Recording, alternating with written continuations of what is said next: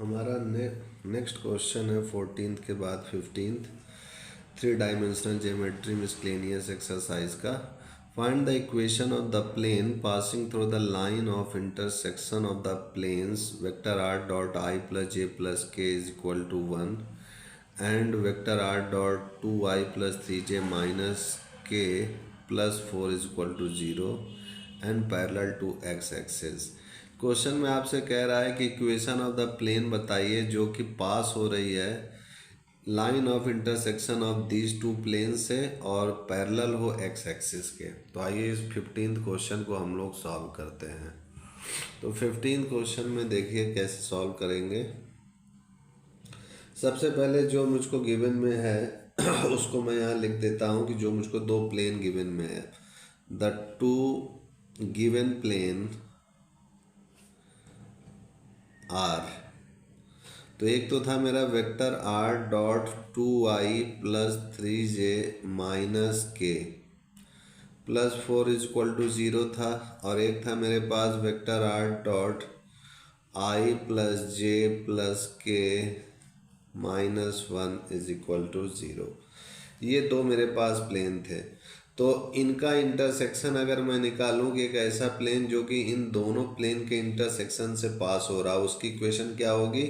तो यहाँ लिखूंगा equation of the plane passing through the line of intersection of these planes, क्या हो जाएगा vector r dot 2i plus 3j minus k plus 4 plus lambda. अब इस वाले इक्वेशन ऑफ प्लेन को मैं लिखूंगा तो ये हो जाएगा मेरे पास vector r dot i plus j plus k minus 1 bracket close this is equal to 0। अब मैं क्या करता हूँ कि आई वालों को एक साथ लिख लेता हूँ, जे वालों को एक साथ, के वालों को एक साथ, ठीक है। तो vector r dot big bracket बनाता हूँ, आई वाला एक तो ये है मेरे पास, तो आर डॉट तो इधर कॉमन ले लिया तो यहाँ से आ जाएगा 2 प्लस लैम्डा आई, फिर 3 plus lambda plus 3 plus lambda j plus, फिर ये हो जाएगा यहाँ से -1 है, -1 plus lambda k bracket close, और ये +4 है मेरे पास, और यहाँ से ये लैम्डा मल्टीप्लाई हुआ तो माइनस लैम्डा, तो यहाँ लिखूँगा 4 minus lambda is equal to 0। ये मेरे को मिला। तो अब इसको मैं क्या करता हूँ, ये इक्वेशन फर्स्ट मान लेता हूँ। यही इक्वेशन है जो कि दो प्लेन के इंटरसेक्शन से पास हो रही है, वह प्लेन की इक्वेशन है, ठीक है। अब ये जो प्लेन की इक्वेशन है, यानी ये जो इक्वेशन फर्स्ट है, ये एक्स एक्सिस के पैरेलल भी होगा, ऐसा क्वेश्चन में कह रहा है। तो यहाँ मैं लिखूंगा if x axis is parallel to the plane of equation first then, तो अगर ये इसके पैरेलल होगा एक्स एक्सिस, तो जाहिर सी बात है कि इस प्लेन का जो नॉर्मल होगा वो परपेंडिकुलर होगा एक्स एक्सिस के। तो यहाँ लिखूंगा मैं then normal to the plane of equation first is perpendicular to x axis. और जब एक्स एक्सिस के परपेंडिकुलर होगा तो हम लोगों को पता है कि डायरेक्शन रेशियोज दोनों प्लेन का लिख लें, और फिर a1 a2 plus b1 b2 plus c1 c2 equal to 0 कर दें, ठीक है। तो यहाँ लिखूंगा direction ratios of normal are. तो यहाँ पर तो ये हो जाएगा हमारा एक तो 2 प्लस लैम्डा a1, फिर 3 प्लस लैम्डा, फिर -1 प्लस लैम्डा, ये हो गया मेरा। आगे मैं बढ़ूँ तो direction ratios of x axis का अगर मैं लिखूँ तो क्या हो जाएगा, एक्स एक्सिस में केवल एक्स ही का ही मान रहेगा कोऑर्डिनेट, बाकी सब तो 0 हो जाएंगे, तो ये 1 0 0 हो जाएगा। तो यहाँ मैं लिख सकता हूँ देयरफॉर, चूँकि ये इसके परपेंडिकुलर है, तो a1 a2 यानी 2 plus lambda into a1 plus 3 plus lambda into zero तो zero, -1 plus lambda into zero तो ये भी zero, this is equal to zero.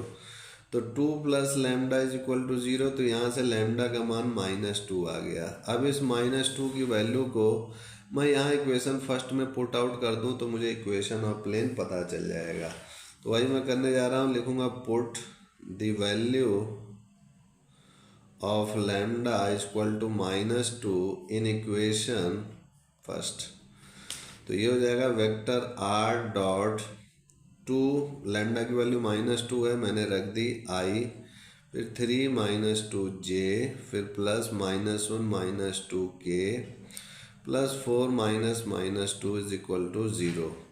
ये हो गया मेरा। आगे मैं इसको अगर सॉल्व करूँ तो वेक्टर आर डॉट 2 - 2 ये ज़ीरो हो जाएगा, 3 - 2 दिस इज जे, और -1 - 2 तो ये -3 के हो जाएगा, 4 + 2 this is 6 is equal to zero.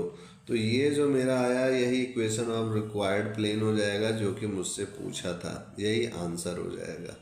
तो इस टाइप से मेरा ये 15th क्वेश्चन भी सॉल्व हो चुका है। 15 के बाद देखिए नेक्स्ट क्वेश्चन 16th क्या कह रहा है। 16th क्वेश्चन कह रहा है, if O be the origin and the coordinates of P be 1 2 -3 then find the equation of the plane passing through P and perpendicular to O P. कह रहे हैं कि वही इक्वेशन बताइए, इक्वेशन ऑफ द प्लेन बताइए जो कि point P से तो पास हो रही है और परपेंडिकुलर है ओपी के। तो आइए इसको हम लोग सॉल्व करते हैं 16th क्वेश्चन को। 16th, तो 16th क्वेश्चन में सबसे पहले द पॉइंट्स ओ यानी ओरिजिन डेट इज 0 0 0 है, और पॉइंट पी क्या है मेरे पास 1 2 -3 है क्वेश्चन में।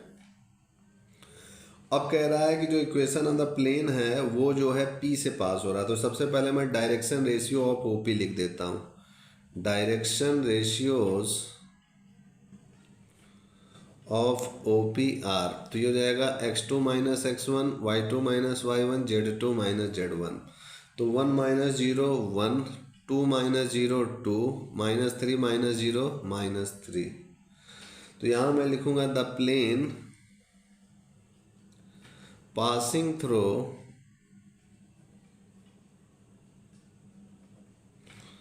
x1 y1 z1 is, तो ये हो जाएगा a x - x1 plus b y - y1 plus c z - z1 this is equal to 0। Okay, और ए बी सी क्या है आपके डायरेक्शन रेशियोज हैं। यहाँ मैं लिख दे रहा हूँ where A B C are direction ratios. तो अब ये डायरेक्शन रेशियोज हैं किसके, ऑफ नॉर्मल लिख दो ताकि आपको समझ में आएगा नॉर्मल के। तो ये अगर है तो यहाँ पे मैं लिखूँगा डायरेक्शन रेशियोज ऑफ नॉर्मल, मुझे पहले पता करना होगा direction ratios of normal are. तो क्या है ये मैं निकाल चुका हूँ 1 2 -3, और पॉइंट पी है and the point P is, ये भी मुझे गिवन में है 1 2 -3। तो यहाँ इन वैल्यू को मैं यहाँ रख दूंगा, ये x1 y1 z1 की वैल्यू हो गई, ये ए बी सी की वैल्यू हो गई। तो बाय डिफ़ॉल्ट देख सकते हैं कि ये भी और ये दोनों पॉइंट सेम है लगभग। तो ये हो जाएगा therefore equation of required plane is, तो इक्वेशन ऑफ रिक्वायर्ड प्लेन क्या हो जाएगा, ए की वैल्यू दिस इज 1, और यहाँ पर भी x - 1 प्लस बी की वैल्यू 2, y - 2 प्लस सी की value -3, this is z -+3 is equal to 0। तो इसको अगर मैं कैलकुलेट करूँ तो ये हो जाएगा x + 2y - 3z, x + 2y - 3z, this is -1 - 4 तो -5 हो गया, और ये -9 तो ये हो गया मेरे पास -14, दिस इज इक्वल टू 0। यही मेरा आंसर हो गया। तो इस टाइप से मेरा ये 16 क्वेश्चन भी सॉल्व हो चुका है। तो फिर आज के लिए इतना ही मित्रों, नेक्स्ट क्वेश्चन हम लोग नेक्स्ट वीडियो में देखेंगे। तब तक के लिए जय गुरुदेव, जय Shri Ram, and I will see you next.